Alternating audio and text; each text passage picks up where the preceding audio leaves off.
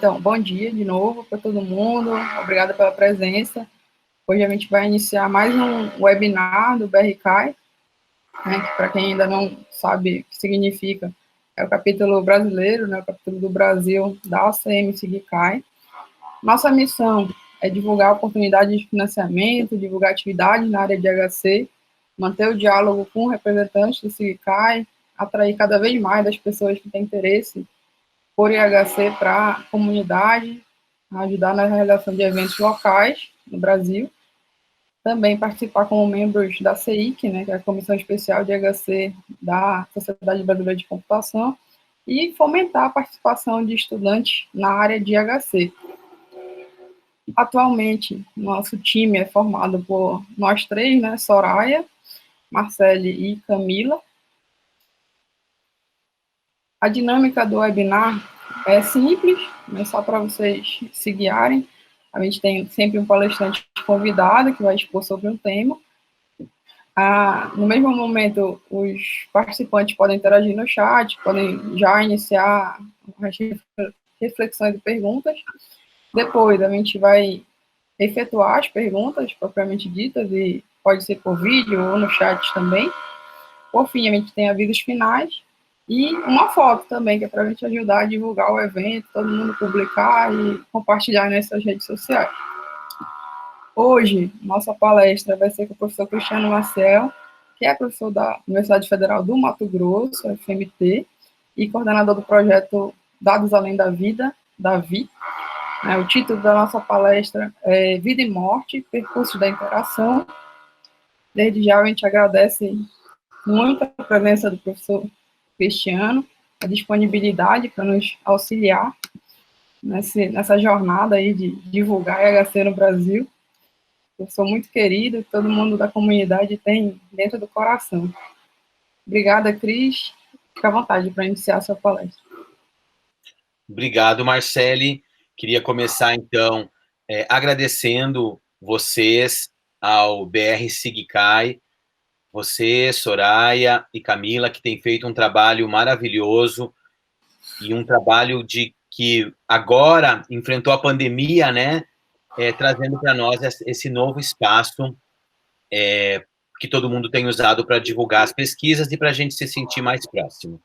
Eu venho falar desse tema que esse ano completa 10 anos que eu comecei a trabalhar aqui no Brasil, e para essa fala eu decidi falar um pouquinho desse percurso em que eu trabalho vida e morte, e o que me fez decidir por esse tema foi justamente eu pensar num artigo que eu escrevi em 2006, a convite da Isabela e do Roberto, para o Cadernos de Informática da URGS, que dizia assim: por que você é pesquisador e o que te faz pesquisador numa área, né? E aí eu passei naquele momento, em 2016, a refletir muito de como as questões da pesquisa imbricadas com a nossa vida. Então, eu vou fazer um percurso da minha vida com essa pesquisa que eu traço.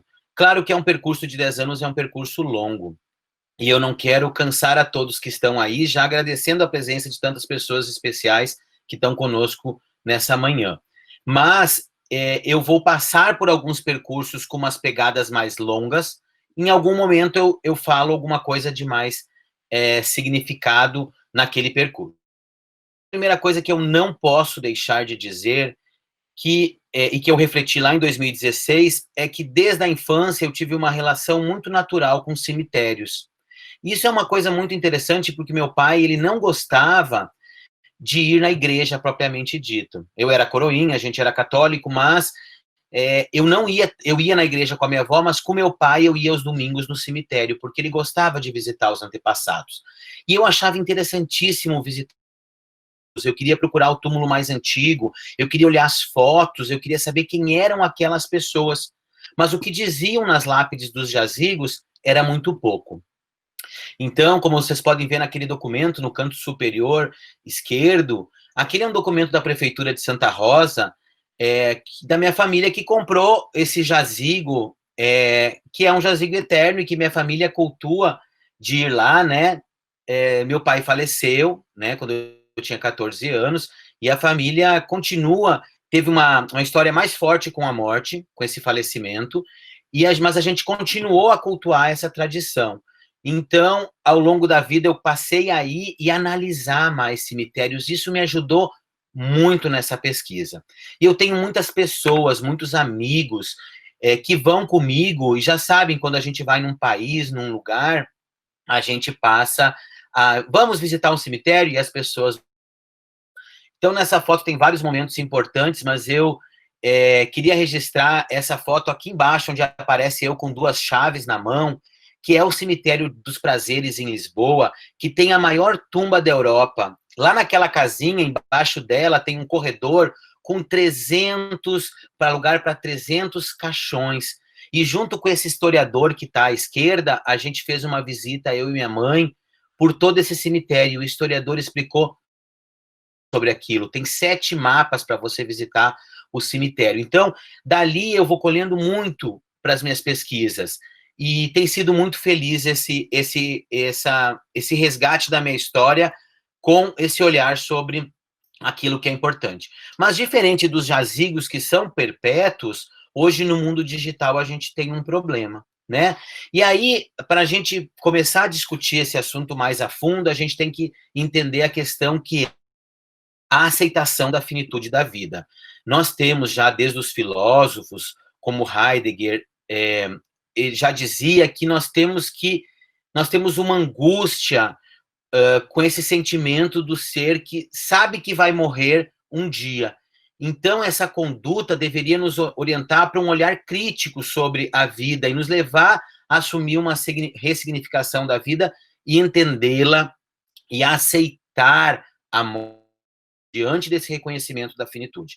Mas não é tão simples, né? A gente sabe que a morte causa muita dor, e essa dor hoje em dia se alastra para além do nosso físico, do nosso mental, para os ambientes da internet.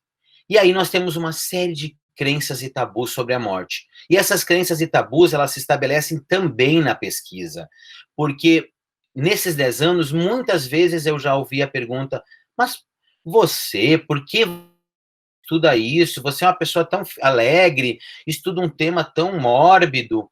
Então, isso já denota, né? Claro que as pessoas não falam por maldade, mas denota, sim, um tabu também com relação à pesquisa. E aí nós temos que entender isso, que a morte, ela é social. E no momento que uma pessoa falece, existe todo um lastro que vai ser atingido por aquele falecimento. Uma coisa muito nesse percurso também é ficar olhando obras de arte em museus que tratam a morte. E ao longo da história nós temos uma série de imagens que retratam muito bem essa questão. E aí uma discussão importante nisso é a gente entender que nós temos que entender que os nossos bens materiais são importantes e eles são suscetíveis de herança, mas os bens digitais também. Só que os bens digitais, nós temos o hardware, que ele é um bem tangível.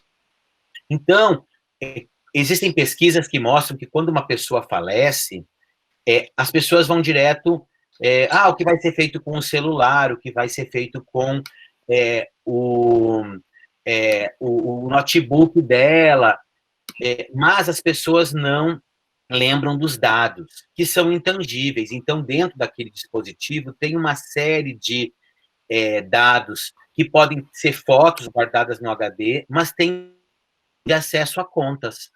E hoje em dia tem uma questão de privacidade que as pessoas deixam os dados na conta, mas deixam as contas logadas nos dispositivos que são herdados. Então, pode ser que uma pessoa que faleceu, você possa vê-la online porque alguém está usando a conta dela. Então, tudo isso é bastante importante de ser pensado sobre o ponto de vista da interação e do projeto dessas aplicações. Uma outra coisa é que hoje uma questão financeira sobre os dados. E aí tem pesquisas que estão avançando muito na área de bitcoins, e dados legados têm importância nessa área. Então, muito importante é a gente entender esse conceito de legado, né? O legado, então, é uma soma de propriedades digitais que você deixa para alguém. O bem digital é tudo que você tem.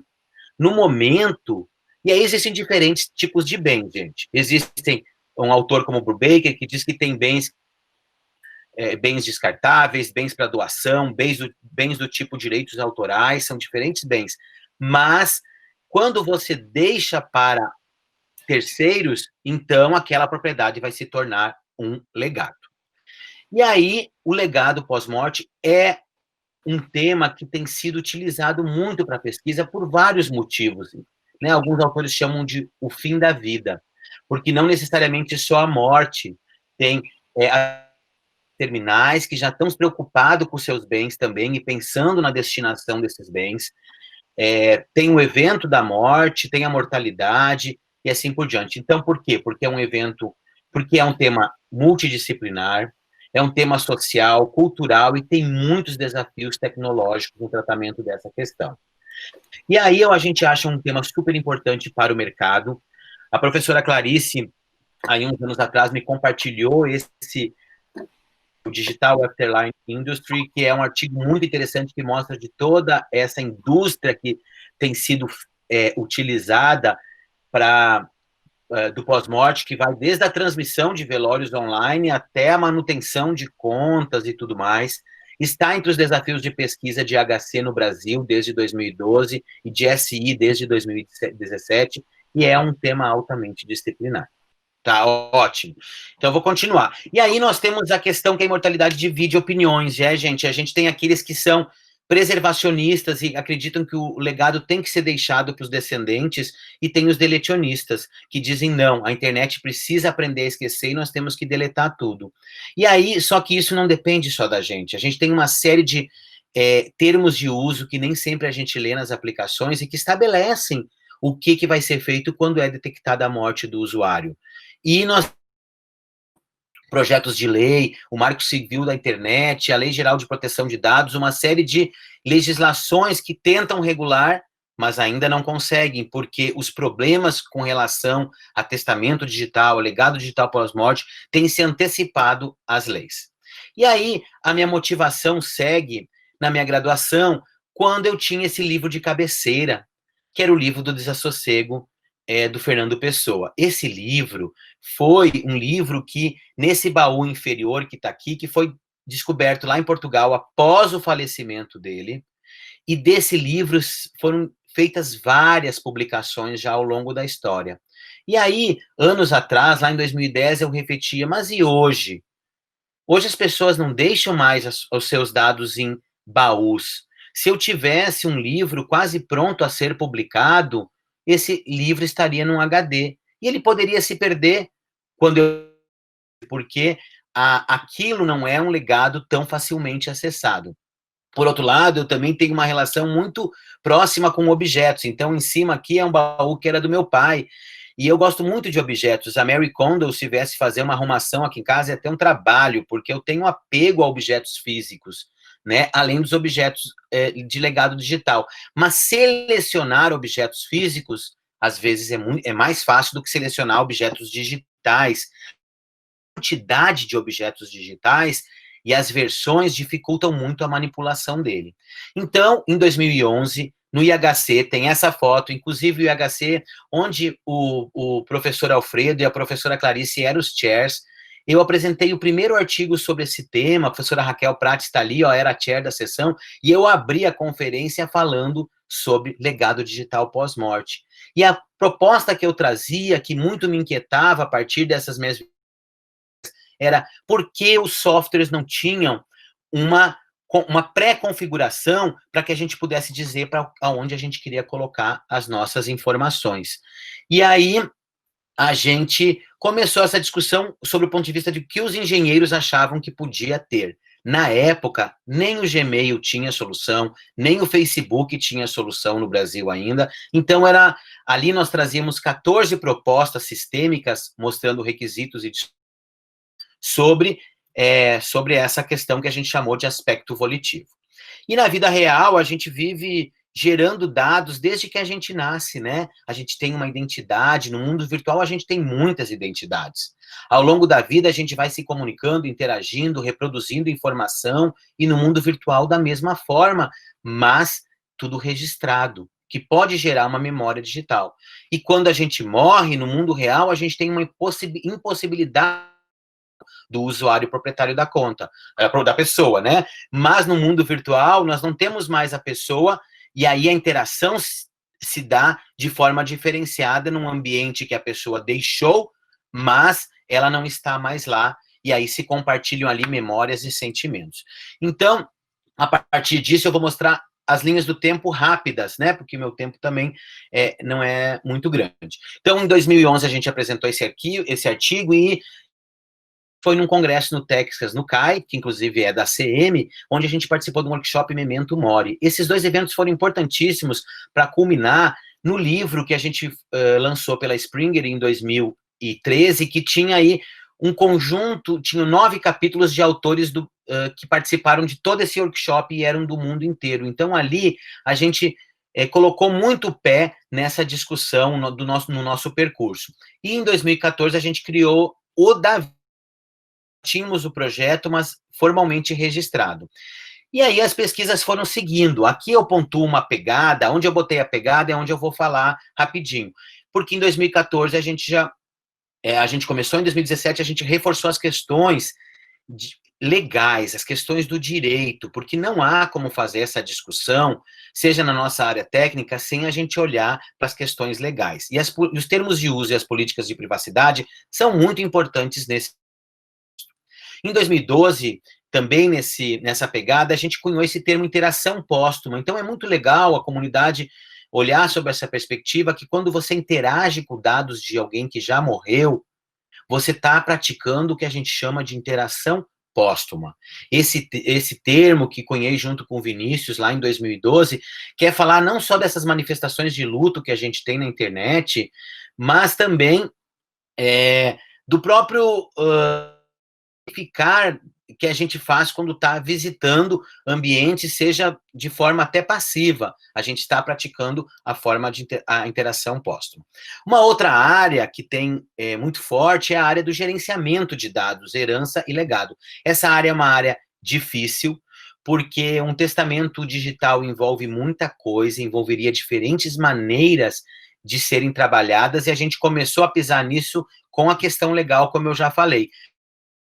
Mas, em 2012, o Google disponibilizou uma função. E aí eu não sei se vocês conhecem, mas é muito interessante quem tem contas do Google ir no gerenciador de contas inativas, o Google Inactive Accounts, e você fazer uma espécie de testamento sobre os seus bens digitais. E a gente olhou essa discussão com engenheiros de software, o que eles achavam dessas soluções, quais as vantagens e limites, e vocês podem perceber que é uma solução bem limitada, mas é uma solução, e que os usuários precisam também fazer uso dela. E também no Facebook, que nós temos a questão de cadastrar herdeiros. Então, você tem aqui na aba geral, configurações da conta, tem aqui, ó, configurações de transformação em memorial. Ali você estabelece um herdeiro. Ou você opta pela exclusão da conta, que você não quiser. Pesquisas têm apontado que a exclusão da tem sido uma opção muito escolhida pelas pessoas que perguntam, que decidem, se eu morrer, eu quero que apague tudo. Só que essa decisão, ela tem um impacto muito grande sobre o luto. Você imagina se eu morro hoje, apago tudo que tem, e o meu Facebook some amanhã, digamos. Apaga toda uma vida e um registro em cadeia que eu tenho com uma série de pessoas. Oliveira et al., um grupo de autores portugueses, dividiu essa área de herança em 4 áreas: a área de mensagens, a área de gestão de HD, a área de memoriais e a área de imortalidade online. Vocês vão ver que essas áreas se imbricam, e eu vou falar um pouquinho de cada uma aqui.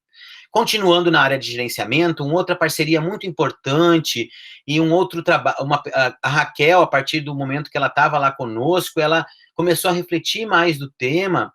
E aí a gente fez uns trabalhos junto, tem feito da história, junto com o Fabrício, lá na UFMG, e um deles foi a partir do trabalho de pós-doutorado da Raquel, onde ela cunhou um termo muito interessante, que é a antecipação da interação. Se eu tenho esses ambientes em que eu posso dizer o que eu quero que seja feito com o meu legado, eu vou estar antecipando algo que vai acontecer depois, quando aquilo se executar. E isso tem uma série de desafios. E aí ela, com base nisso, nos aspectos de evolução, junto com o Fabrício, a gente fez um artigo que analisou 2 sistemas usando o MIS, como que se dá essa antecipação na interação desses aspectos volitivos, tá? Então, tem uma série de reflexões, eu não vou entrar em todas aqui por causa do meu tempo, tá? Mas eu vou deixar disponível os slides para quem depois quiser fazer pesquisa, entender melhor, mas eu trago uma, por exemplo, como gerenciar legados, que responsabilidades têm os herdeiros? No momento que tu herda uma conta, o que você faria com aquela conta? Então, é uma questão muito interessante. Outra coisa muito importante nessa pesquisa, e que me influenciou muito, foi na época do Orkut e no início do Facebook, quando 3 amigos queridos faleceram. E quando eles faleceram, eu fiquei muito reflexivo de o que aconteceu, o que acontece com essas contas. As do Orkut foram uma outra que era do Orkut, alguém desabilitou a conta do meu amigo logo após que ele faleceu, e eu pensei, essas informações se perdem? E aí a gente começou a estudar memoriais digitais em 2013. E aí analisar não só memoriais físicos, e aí a gente entende que túmulos, monumentos que homenageiam grandes catástrofes, como monumentos da guerra, acabam sendo todos memoriais, e são memoriais físicos, e a gente também passou a analisar esses ambientes para estudar memoriais digitais.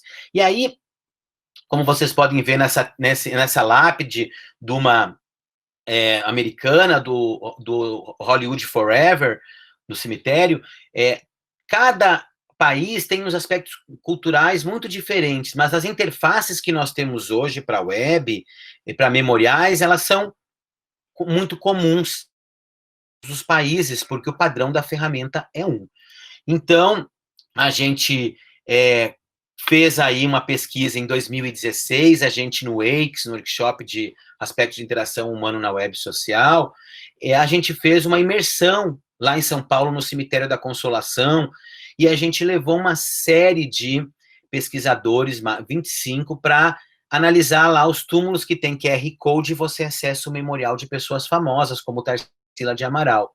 E disso a gente fez uma pesquisa, e um dado muito importante que eu vou apontar logo aqui para frente, é que as pessoas ficavam muito curiosas da causa-morte. Mas esse é um dado sensível, por isso nem sempre está nos memoriais, como nem sempre está nas páginas de falecidos do Facebook. Então, a gente continua esse estudo com memoriais físicos, a gente foi visitar funerárias, foi usar outros espaços para criar uma série de como podem ser melhoradas as aplicações no ambiente web. E também tem olhado pesquisas na área do Instagram, e cada vez mais feito pesquisas com usuários sobre esses temas. Sobre essa pesquisa no cemitério, eu acho importante pontuar que foi esse grupo grande, nessa foto aqui, e a gente colheu uma série de dados do que as pessoas querem ver nos memoriais. Percebe-se que as pessoas querem ver muito mais só do que está ali. Nesse caso, ele é um aplicativo que é alimentado pelas famílias e pelo próprio aplicativo. Não é colaborativo, e por isso muitos não têm nem dados dentro, então ele perde um pouquinho da função memorial dele. E agora, em tempos de Covid, a gente tem aí uma série de memoriais coletivos que estão sendo lançados e que carecem de estudos também, que é onde a gente também está pretendendo aí continuar as nossas pesquisas. E entre as muitas reflexões, eu digo aqui, a detecção da morte, todo mundo pergunta isso, né? Então, no Facebook ainda é um mistério, sabe-se que se a pessoa é famosa e tem muitas notícias, há uma relação de mineração de texto com o nome dela, e se ela no termo de uso não botou herdeiro, o Facebook detecta e transforma automaticamente em memorial. Então não adianta nem a pessoa estar logada num computador que alguém estivesse usando, que ela vai perder aquele contato. Por isso que é muito importante cadastrar o herdeiro, porque o herdeiro pelo menos pode gerenciar coisas mínimas da conta, como, por exemplo, aceitar um amigo, uma pessoa que não estava na rede, ou mudar a foto de capa. Outra área que nós estamos muito fortes aí é a questão da imortalidade digital, né? As questões de imortalidade digital, elas trabalho muito com a recriação da vida, e as nossas pesquisas têm trabalhado muito na aceitação disso, porque sob o ponto de vista de IA, a gente tem uma série de desafios e tem uma série de projetos robustos sendo feitos em outros países, mas sobre a nossa ótica de HC, dos fatores humanos, a gente precisa ainda entender melhor.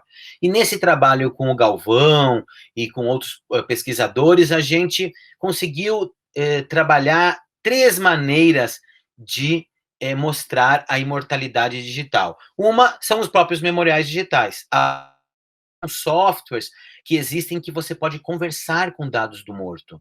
Então, ele minera comportamentos de WhatsApp, de outras redes, e cria chat. Esse aqui é um projeto chamado Roman, esse exemplo, por exemplo.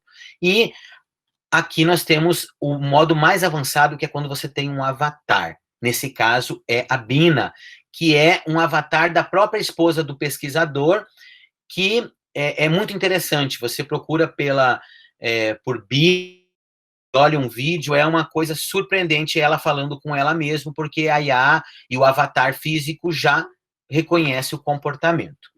Nós temos também, aí eu botei só uma pegada, porque é uma pesquisa que a gente está iniciando com a professora Silvia Bin e com a Nicole, na área de Twitter, porque o Twitter, ele tem uma outra pegada de interação, a gente não sabe bem como ele trabalha com todos os legados, mas com o falecimento do Gugu, aconteceu uma coisa muito interessante no Twitter, chamado a IA para mostrar quantos seguidores ele tinha. Então, e a IA mostrou, 2 dias depois da morte dele, esse agradecimento dele, muito obrigado aos seguidores. E aí o post teve uma série de comentários, né, de pessoas dizendo, por favor, retirem isso do perfil, como que o morto está falando. Só que eu tive na época, nós tentamos muito copiar os twitters, só que nós não conseguíamos ativaram. Então, era um dado muito interessante para a pesquisa que a gente perdeu, mas é um problema persistente. E nós temos uma série de reflexões na área de imortalidade, em especial, quais os limites de IA para a recriação da vida? Quem é o homem e até onde vai o poder do homem para recriar a vida? Uma outra área que a gente se aventurou é a área de jogos, porque a galera, né, eu trabalho com muitos jovens, agradeço muito aos alunos, em especial os da graduação, agora estou com os alunos de mestrado e doutorado nessa área, mas eles se engajaram muito na área de jogos, e aí a gente foi estudar um pouquinho de herança digital em jogos, e tem estudado jogos empáticos, que é uma categoria de jogos onde o usuário cria empatia, e sente junto com a pessoa. Então tem o jogo Dead Dragon Cancer, que é de uma família que tinha uma criança que estava em tratamento de câncer. E o jogo, ele mostra a sequência da vida dos pais levando essa criança para quimioterapia, fazendo uma série de tratamentos. E aí a gente fez aí uma análise desse jogo. E estamos aí para 2020 com um artigo aí em desenvolvimento com outros pesquisadores, deixamos uma pegada aí que é para ficar a curiosidade. E percebemos ao longo desses 10 anos, desde o primeiro artigo lá do IHC 2011, que não há como tratar o tema se a gente não trabalhar a educação da morte, porque as pessoas não querem discutir o tema, por isso eu agradeço muito esses convites que me fazem para essas lives, e a quem me ouve também, e a gente precisa. Esse ano a gente conseguiu, então, agora eu tenho 2 alunas, a Flávia e a Daniele, que estão pesquisando essa discussão comigo no ambiente da educação, no mestrado e doutorado na educação, no nosso laboratório do LTC. Então, a gente precisa avançar. Isso a gente tem feito uma questão formativa, a gente criou um Instagram, que é Dados Além da Vida, a gente tem o nosso Facebook, Dados Além da Vida, então convido a todos a também curtirem nossa página, porque lá a gente tem feito reflexões sobre esse tema. Algo bem importante, que eu vou passar muito rápido, mas que eu acho muito importante para quando a gente faz pesquisa, quando a gente quer se firmar numa comunidade, é a gente se preocupar na inserção dessa pesquisa na comunidade. Então, logo que abriu para os desafios no IHC, eu não pestanejei, não pensei 2 vezes, eu e Vinícius, e fomos lá e inserimos a proposta do legado entre os desafios. E eu acho que isso é importante, a gente também fazer isso no nível do Brasil e fazer isso em nível internacional, publicando também artigos em português para a nossa comunidade, mas publicando também artigos em inglês que dão visibilidade para a nossa pesquisa para outros lugares no nosso percurso. Também na comunidade de SI, a gente conseguiu colocar o tema e ele tem sido discutido junto com outros pesquisadores na perspectiva de valores humanos, né? E isso é bastante interessante. A gente tem pesquisas agora, uma pesquisa mais prática que já rola desde 2016, que é para um memorial dos doadores de corpos, que as pessoas que doam seu corpo para a ciência, e os pesquisadores de lá têm projetado conosco um memorial aí, avancemos mais esse ano nessa questão. E também o Fórum da Internet, onde a gente colocou um painel lá para discutir o tema com uma grande comunidade. E a gente nunca esqueceu da divulgação científica, então a SBC Horizontes, é um excelente canal para a gente falar das nossas pesquisas, para a gente mostrar o potencial que elas têm. E que eu agradeço muito as palestras que eu tenho dado aí ao longo de muitos anos, em vários diferentes lugares, em vários diferentes locais, eventos sobre isso, para que a gente continue ressignificando o tema. Então, meio que encerrando, nós temos aí vários limites à interação com nesse percurso de vida e morte que a gente vai fazendo. Primeiro que as leis não são preparadas, nós temos uma série de problemas técnicos que antecedem as nossas leis. Então, as coisas não são pensadas e depois elas podem ser legisladas. Mas algumas leis querem fazer algo que a gente diz aí meio absurdo. Por exemplo, existe uma lei tramitando no Senado que diz obrigatório a transferência da senha para o usuário.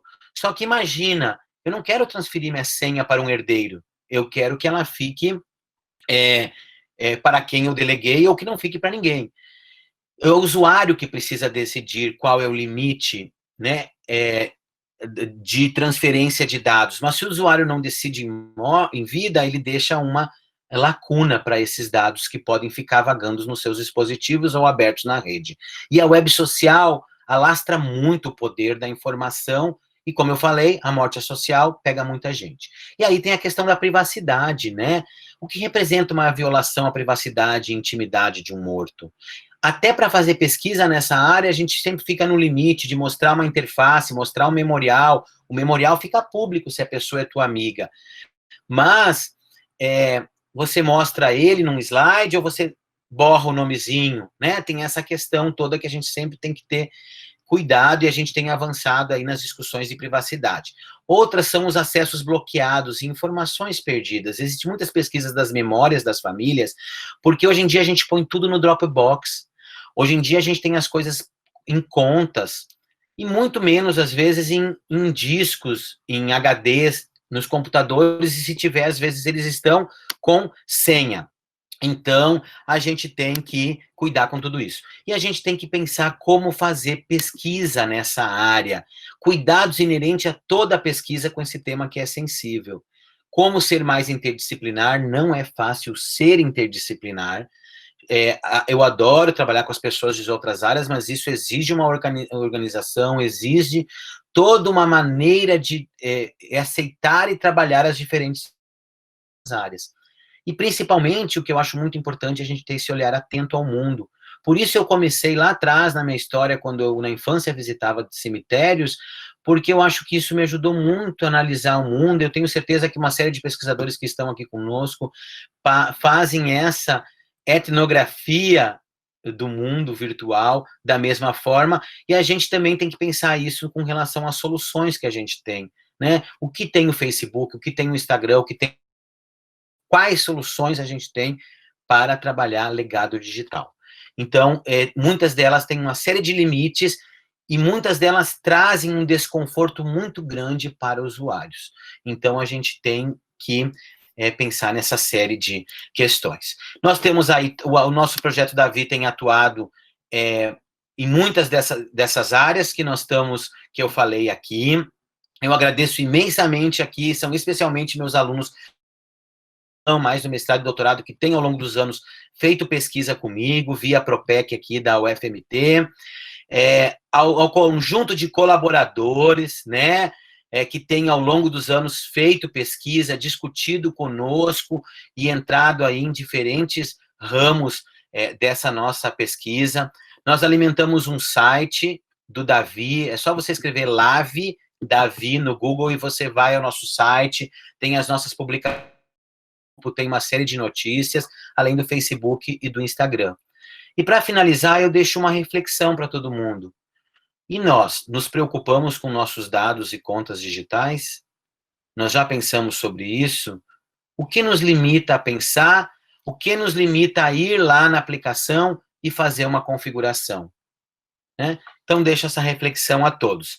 Por fim, agradeço muito esse convite novamente. Estou dúvidas, para relatos. Muitas das palestras, as pessoas contam coisas também que alimentam muito a minha pesquisa. E eu deixo essa foto, porque essa foto foi algo que também eu pensei muito, porque eu coleciono ovos, né? Uma das minhas grandes paixões, tem mais de 600 ovos de vários países, e o ovo significa a vida, o início, né? A recriação, a criação e a vida. Então, passo que eu comecei essa coleção na graduação e nunca, naquela época, não imaginava que eu ia pesquisar a morte. Então, acaba que são paixões que se unem na minha vida. Então, muito obrigado a vocês e estou aberto aí para a gente discutir.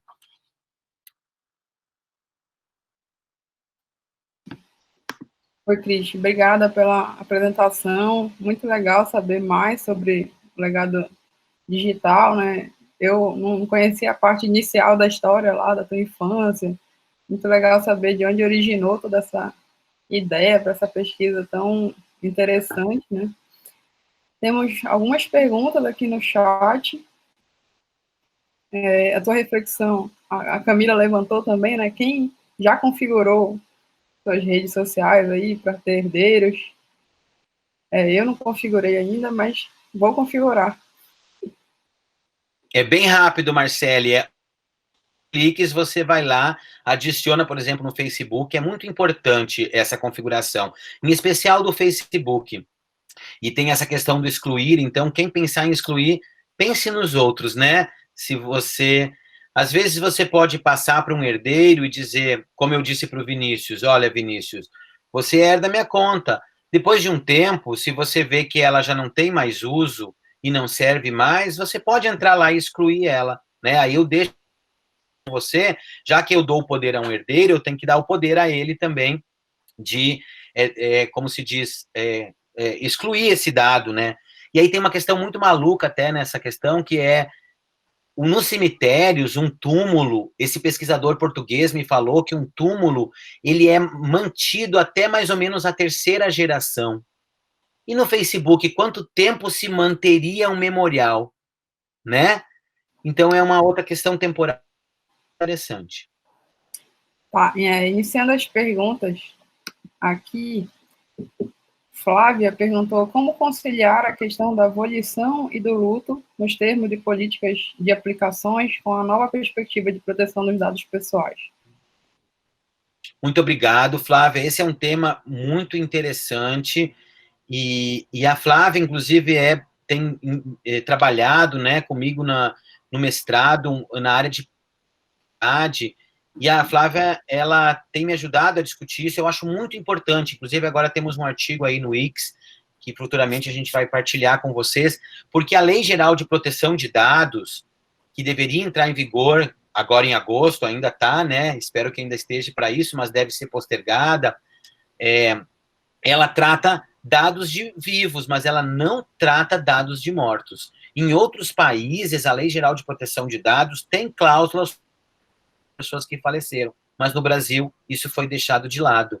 Só trata dados de pessoas que estão em vida. Ou seja, se a gente não tratar em vida esses nossos dados, não tem nenhuma política sobre eles vigente. Como não tem políticas, por enquanto, os dados digitais seguem a política de herança sucessória normal. Como você tem aí um celular, vai deixar de herança, então o teu bem digital, dados, as suas fotos, também seriam deixadas de herança como sucessão. O problema é que esse acesso a esse dado pode não ser feito da maneira correta e uma profusão de dados. Uma pessoa que herdar um computador de qualquer um de nós, ela pode ficar maluca para saber o que é importante e o que não é nesse nosso baú digital, né?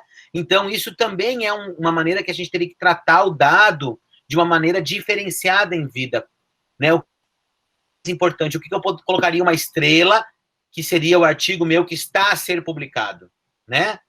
Então, e se eu morrer, ele pode ficar ali preso na minha internet. Então, é só uma reflexão. Legal. Uma outra pergunta aqui da Maria Elisa. O gerenciamento das memórias digitais está restrito à família e herdeiros? Ou já existem os serviços profissionais nesse sentido?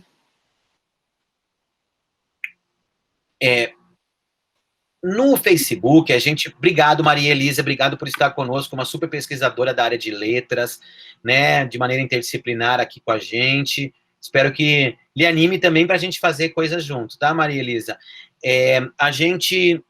No Facebook, você pode delegar a herança a qualquer pessoa que não precisa ser familiar, pode ser um amigo, a pessoa tem que ter conta, né? O problema é que quando a pessoa em geral, aí tem uma questão muito maluca, que é, se a pessoa morre, a família que vai lá buscar os bens, vai distribuir os bens, vai pensar em tudo aquilo. E, às vezes, a pessoa destinou o seu Facebook para um amigo. E aí vai ter um conflito de interesses.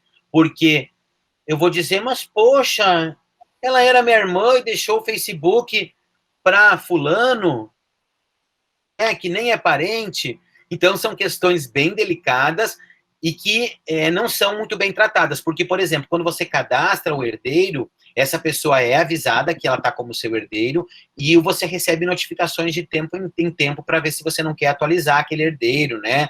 Às vezes você cadastra uma namorada, um namorado e não namora mais aquela pessoa, então teria que mudar. Mas ele não faz essa ligação de parentesco nem nada de quem seria o herdeiro no mundo físico, né, pelo direito sucessório. Então, é uma questão bem complexa. Legal, Cris. Outra pergunta do Diego Souza. Sobre a ética em pesquisa em ciências humanas. Como o pesquisador deve utilizar os dados do sujeito de pesquisa? Quais são os limites de privacidade? E pensando em estudos sobre redes sociais, o pesquisador deve preservar quais informações ali presentes? Muito obrigado pela sua pergunta. Depois eu quero as perguntas, vocês guardam aí, meninas, para me passar, porque as perguntas também são muito úteis para as nossas pesquisas. Diego, essa questão, ela é complexa porque tudo que é público na internet, a priori, você poderia fazer uso. Mas, como a gente já discutiu, até com a pesquisadora Tânia, da UFC, que está aqui, existe aquela questão do anonimato. Você usa, mas anonimiza para preservar a pessoa também. O ideal, quando a gente faz pesquisa aqui, a gente tem cadastrado no comitê de ética os nossos instrumentos, mas quando a gente faz etnografia ou avaliações usando métodos da interação humano-computador, a gente vai navegando em interfaces, vai colhendo dados e nem sempre você tem autorização. Então, você anonimização. Mas quando você pesquisa com grupos focais, entrevistas, questionários, é sempre usando, além do comitê de ética, o consentimento, né? O termo de consentimento do usuário. O problema é que se a pessoa morreu, você não tem o consentimento. Aí fica essa questão que eu falei. É público, a gente pode usar, mas por respeito a gente anonimiza. Eu gosto muito da pesquisa do Brubaker, que é um pesquisador americano, que trabalha também com um conceito curadoria, né? Hoje aqui eu não quis trazer muitos referenciais, porque hoje foi um desafio muito grande eu falar aqui 30 minutos, ainda falei 35, porque a pesquisa é grande, como vocês veem, né? Por isso eu acabei nem citando o nome de todos os pesquisadores que estão conosco, mas sintam-se todos agradecidos e representados, porque é bem grande o tema. E aí o Brubaker fala que existe uma questão de curadoria, que em vez de eu ter herdeiro, eu posso ter um curador. Então, eu designaria, por exemplo, Marcele, que ela vai discutir porque aí essa pessoa fica entre o limite judicial e o herdeiro que você estabeleceu no seu aplicativo. E esse curador, ele vai, então, fazer o repasse dos bens para mim. É muito semelhante a um advogado no mundo real, que trata o testamento, né? Então, é uma questão bem complexa essa. E o Brubaker, ele divide os dados, o que eu acho que é uma coisa que a gente não tem como não olhar. Ele diz que nós temos dados que são para herança, que são dados pessoais, dados que têm valor afetivo. A gente tem dados que são de direitos autorais, o que os youtubers vão fazer com relação aos seus YouTubes para gerar dinheiro para os seus herdeiros. E tem dados também que são dados descartáveis. Então, se hoje eu fizesse uma limpeza no Facebook, a gente deveria fazer com mais frequência, eu eliminaria posts que na temporalidade eles não eram mais importantes. O problema é que a gente se apega aos posts também, né? E um quarto dado é o dado do doado, o que eu acho fantástico, que é assim, nós deveríamos doar dados à ciência, né? Então, a pessoa que deixasse o seu Facebook para o Davi analisar, seria perfeito. As aplicações não têm esse campo lá para a gente poder fazer essa destinação. Então, é uma resposta ampla, mas um pouquinho sobre isso. Assim como a gente tem a doação de órgãos, a gente pode vir a ter no futuro a doação dos dados, né? Isso aí. Outra pergunta aqui sobre ética, mas acho que também você já respondeu, né? Nesse sentido, quais os desafios nos pontos éticos a serem trabalhados pelo pesquisador? Então, tem toda essa questão do comitê, né, da autorização de uso dos dados. Alfredo Sanches perguntou, tem pesquisa sobre interação pós-mortem com animais de estimação, outras espécies? Obrigado, Alfredo. Saudades de você, meu caro.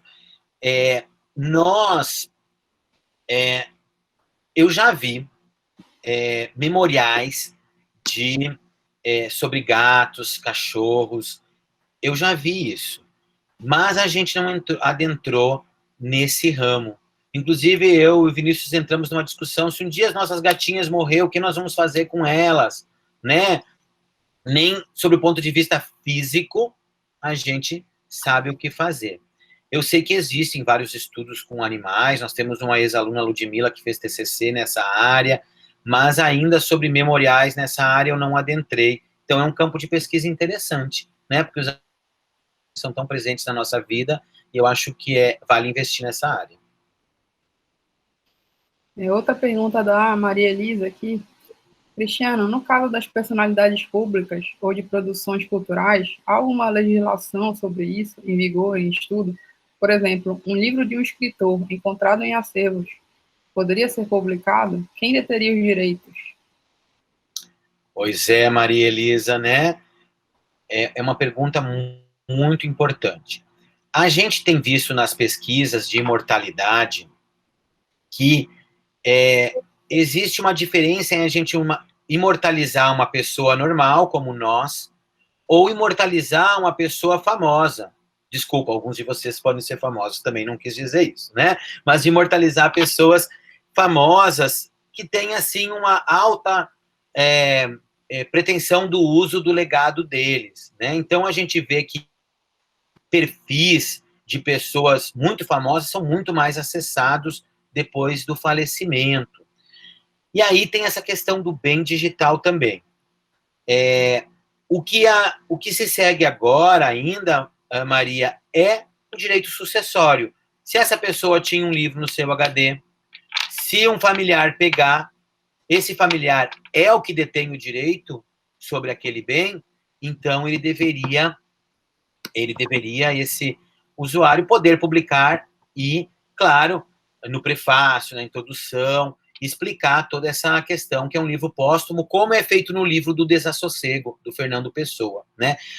Que inclusive é pesquisadora brasileira, né? Que foi lá em Portugal, muitos anos atrás, e estudou grandes obras desse baú, que continuava meio intacto lá na biblioteca deles. Acho que é Clarice Cecília o nome dela, uma coisa. Agora, o que queria mais comentar sobre isso, Maria? O interessante é que, às vezes, a pessoa deixa um perfil aberto e um parente está usando, de alguém falecido, isso causa uma estranheza. E causa até uma estranheza de quem seria a pessoa autorizada a fazer aquilo. O problema é que, às vezes, as pessoas não se tocam que, se o Facebook descobre, ou se alguém denuncia, esse perfil é transformado em a pessoa não tem acesso. Então, é uma questão bem delicada, né? Porque essa pessoa que tem o acesso à rede, se ela quisesse ficar ajudando a pessoa que faleceu, ela teria que ir lá nas configurações e se colocar como herdeira. Só que ela teria o direito de se colocar em herdeira se a pessoa que morreu não fez isso em vida. Eu acho que ela teria, se ela for de fato a herdeira legal, né? Porque aí não tem um conflito, mas é uma questão ética em discussão. A gente tem várias perguntas aqui ainda, mas nosso tempo já está acabando, então a gente vai mandar para o Cris, quem quiser e puder, vai poder entrar em contato de novo com ele. A Soraya fez um comentário sobre como é diferente a relação com a morte no México, né? Tem essa questão cultural.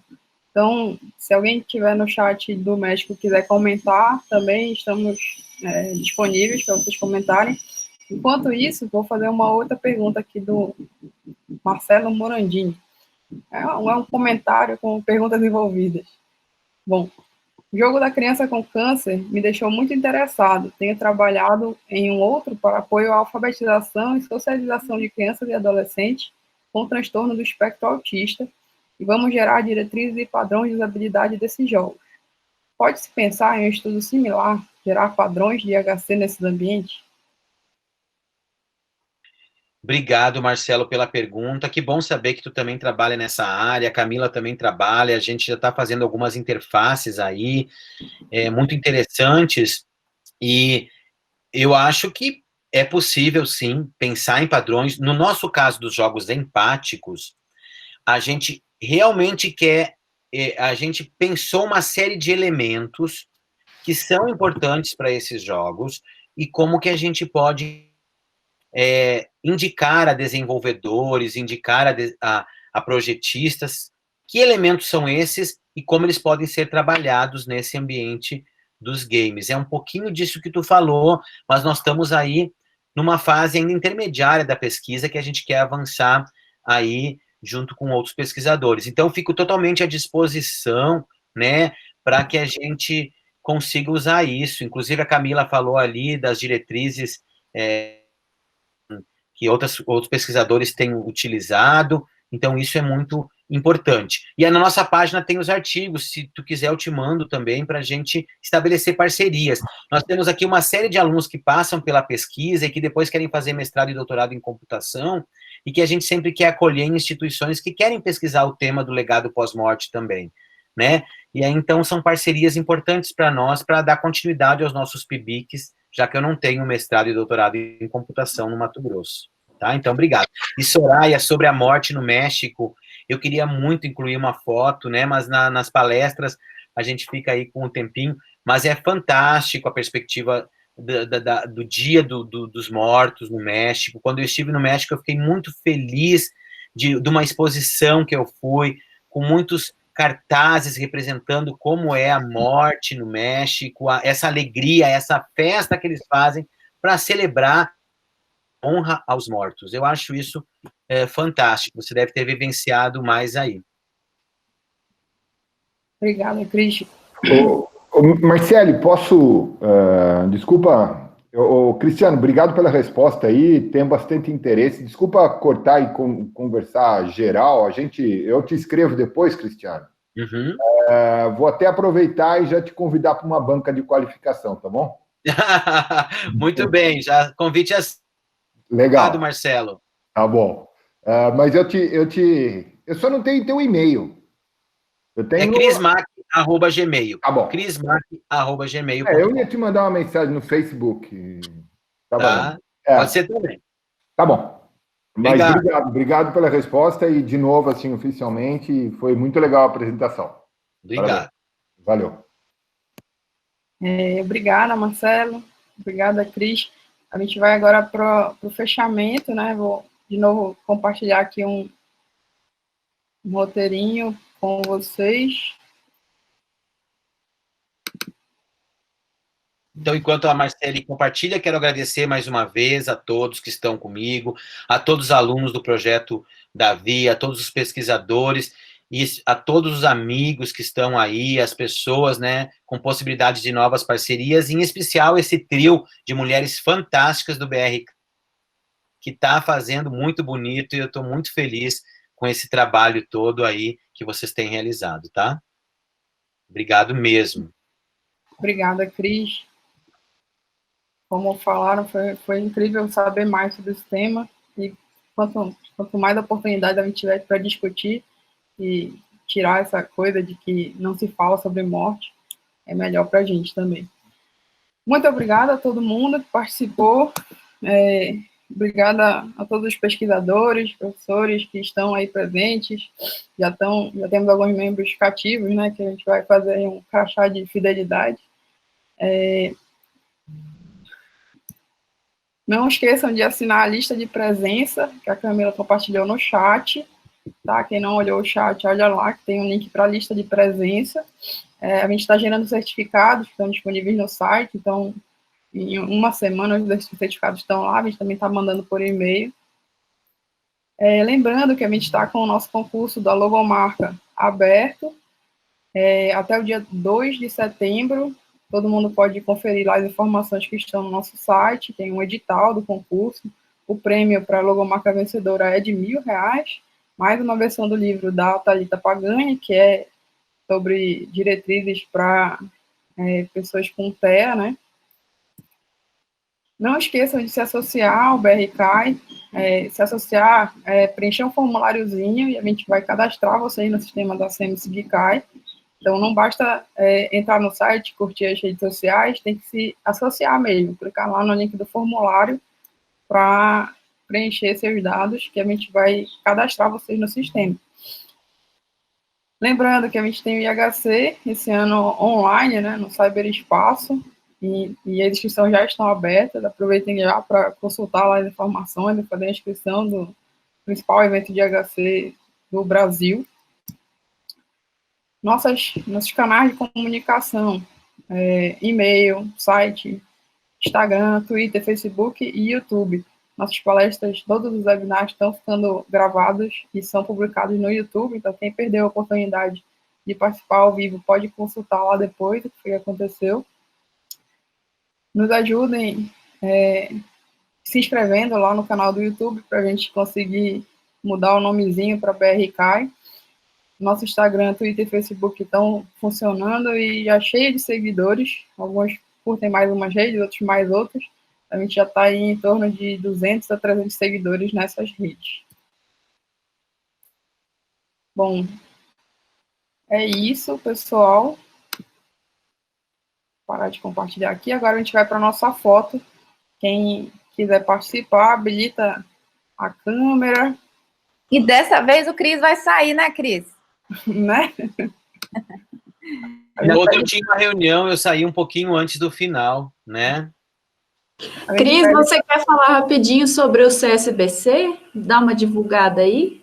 Agradeço o espaço, gente. Eu até botei o link ali, todos sabem que o CSBC, que devia ter sido semana passada, foi o aquecimento, né? Foi transferido para novembro, que são 22 eventos simultâneos, e temos muitas discussões até desse tema de legado, tem alguns workshops, como o IX, que vai ter artigos sobre essa área, e eu acho, convido a todos para estarem conosco. Prometemos aí um evento bem animado, e com muito conhecimento, e com muita informação, e com toda a interação que a gente pode fazer no espaço virtual, né, que também não é tanto.